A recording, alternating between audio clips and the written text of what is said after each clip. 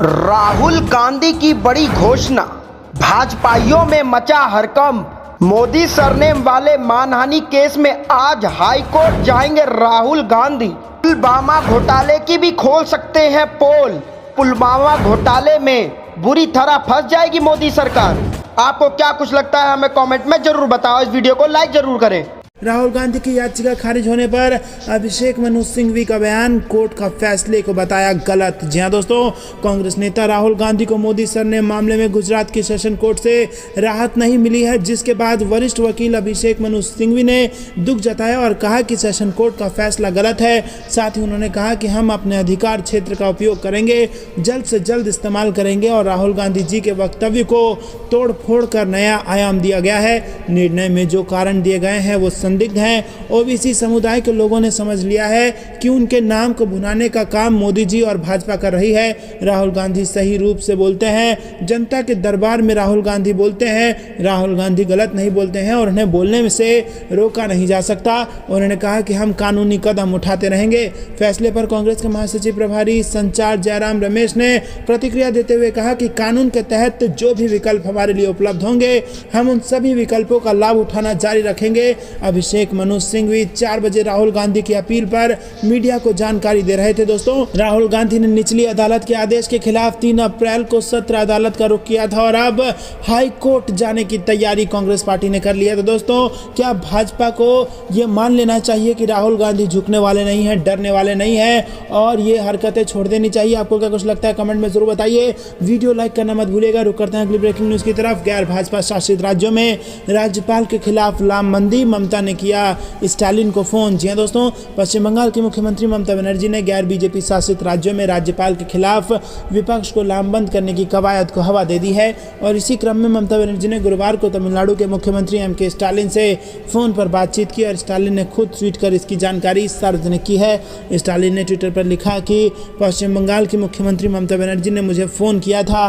गैर भाजपा शासित राज्यों के राज्यपालों के अलोकतांत्रिक गतिविधियों के खिलाफ हम लोगों ने जो कदम उठाया है उसकी सराहना की है और सभी गैर भाजपा शासित राज्यों के मुख्यमंत्रियों को एकजुट होकर ऐसे ही कदम उठाने का परामर्श दिया है। वहीं दोस्तों, आपको बता दें कि लंबे समय से तमिलनाडु के राज्यपाल आर्यन रॉबी और स्टालिन सरकारी कार्य में बाधा उत्पन्न करने का आरोप लगा रहे हैं। रुक करते हैं अगली ब्रेकिंग न्यूज की तरफ। मध्य प्रदेश में नेताओं के फीडबैक ने भाजपा की बढ़ा दी चिंता। मंत्री या विधायकों से खुश नहीं है जनता और कार्यकर्ता। जी हां दोस्तों, मध्य प्रदेश में भी चुनाव निकट है और ऐसे में भाजपा के लिए नींद उड़ा देने वाली खबर है। मध्य प्रदेश में भारतीय जनता पार्टी के वरिष्ठ नेता द्वारा जुटाए गए जमीनी फीडबैक ने राज्य सरकार और संगठन दोनों की चिंताएं बढ़ा दी हैं, क्योंकि कई इलाकों के जमीनी कार्यकर्ता अपने क्षेत्र के विधायक और नौकरशाहों से नाराज हैं। भाजपा के पास लंबे अरसे से जमीनी स्थितियां अच्छी न होने की सूचनाएं आ रही हैं। संगठन ने अपने स्तर पर जो फीडबैक पहले मंगाया वो भी पार्टी के लिए उत्साहजनक नहीं था। लगातार एक ही बात आ रही है कि जमीनी स्तर के कार्यकर्ता अपने निर्वाचित जनप्रतिनिधियों से खुश नहीं हैं और उन्हें अपने दल की सत्ता होने के बावजूद महत्व नहीं मिल रहा है। पूर्व में आई जमीन रिपोर्ट के बाद पार्टी ने 14 बड़े नेताओं को अलग अलग जिलों में जाकर वास्तविक स्थिति का पता लगाने की जिम्मेदारी दी थी। तो दोस्तों, इंटरनल जो फीडबैक आ रहा है, जो ग्राउंड रिपोर्ट आ रहा है, वो बीजेपी के लिए नींद उड़ा देने वाली है और भाजपा के सुपड़ा साफ होने की तरफ इशारा कर रहा है। और बता दें, मध्य प्रदेश में चुनाव निकट है। मध्य प्रदेश में पहले भी कांग्रेस पार्टी जीती थी, भाजपा को हार का मुंह देखना पड़ा था, लेकिन जिस प्रकार से ज्योतिरादित्य सिंधिया ने कांग्रेस पार्टी के साथ कथित बेईमानी की, उसके बाद अब बीजेपी का फिर से नुकसान इस चुनाव में होना तय है। रुक करते हैं अगली ब्रेकिंग न्यूज की तरफ। डीएलएफ लैंड डील में रॉबर्ट वाड्रा को क्लीन चिट, हरियाणा सरकार ने माना नहीं हुई थी कोई अनियमितता। जी हां दोस्तों, यूपीए चेयरपर्सन सोनिया गांधी के दामाद रॉबर्ट वाड्रा को डीएलएफ लैंड डील में बड़ी राहत मिली है। हरियाणा सरकार ने करोड़ों रुपए के लैंड डील से जुड़े एक मामले में प्रियंका गांधी के पति रॉबर्ट वाड्रा को क्लीन चिट दे दी है। हरियाणा सरकार ने पंजाब और हरियाणा हाईकोर्ट में दायर एक हलफनामे में कहा कि रॉबर्ट वाड्रा हरियाणा के पूर्व सीएम भूपेंद्र सिंह हुड्डा और अन्य के खिलाफ चल रहे लैंड डील से जुड़े मामले में कोई अनियमितता नहीं की गई है। और दरअसल इस मामले में गुरुग्राम पुलिस ने कांग्रेस नेता प्रियंका गांधी के पति रॉबर्ट वाड्रा, हरियाणा के पूर्व मुख्यमंत्री भूपेंद्र सिंह हुड्डा और अन्य के खिलाफ भूमि सौदे में अनियमितता के संबंध में केस दर्ज किया था। और ये मुकदमा 5 साल पहले दर्ज किया गया था, जिसमें अब वाड्रा को क्लीन चिट मिल गई है। रुक करते हैं अगली ब्रेकिंग न्यूज की तरफ। मेरी छवि खराब करना चाहती है बीजेपी, तेजस्वी यादव ने बीजेपी को घेरा, कहा बीजेपी को बिहार से है खतरा, इसीलिए किया जा रहा है टारगेट। यहाँ दोस्तों बिहार के उप मुख्यमंत्री तेजस्वी यादव ने कहा कि भाजपा को बिहार से खतरा है, इसीलिए बिहार को टारगेट किया जा रहा है।